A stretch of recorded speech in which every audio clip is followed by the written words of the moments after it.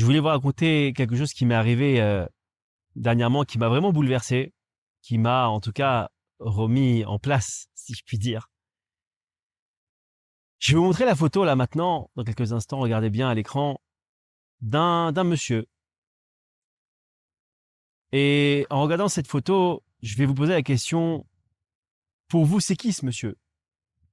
Alors, la majorité des gens, ils vont me dire, ouais, c'est un vieux monsieur, il a l'air gentil, il a l'air de pas faire d'histoire. Bon, si on le voyait dans la rue, je pense pas en le croisant, on discuterait spécialement avec lui, on prendrait du temps avec lui, peu importe. Un homme simple, quoi. Peut-être que même on le dénigrerait ou on lui accorderait pas tellement d'importance s'il venait nous parler. On se dirait c'est un petit vieux et pas tellement d'intérêt de l'écouter, peu importe.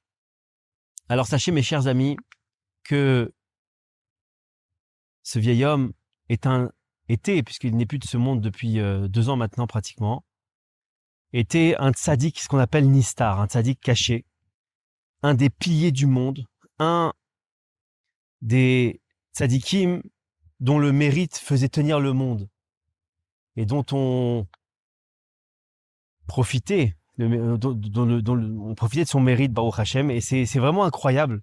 Quand on m'a montré sa photo, il s'appelait le Chalban, c'est-à-dire le laitier en hébreu, et en français plutôt, et en fait, en voyant sa photo, j'ai pris vraiment conscience que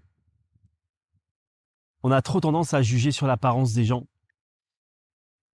Moi, c'est vrai que si j'avais vu cet homme-là dans la rue, je lui aurais accordé aucune importance. Je l'aurais même pris pour un monsieur qui n'est pas spécialement religieux, qui fait pas spécialement la religion. Bon, peu importe. Un bon juif, quoi, mais sans plus.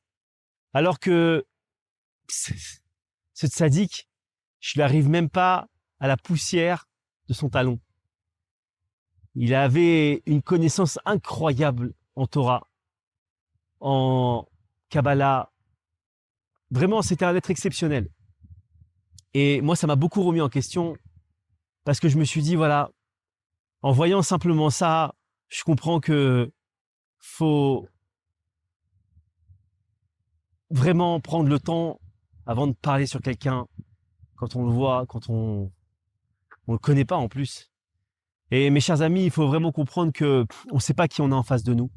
Ça nous apprend que faire très attention au fait de juger les gens à travers leur apparence, parce que très souvent, peut-être même dans 120% des cas, on se trompe et on peut perdre beaucoup des choses que les autres peuvent nous apporter.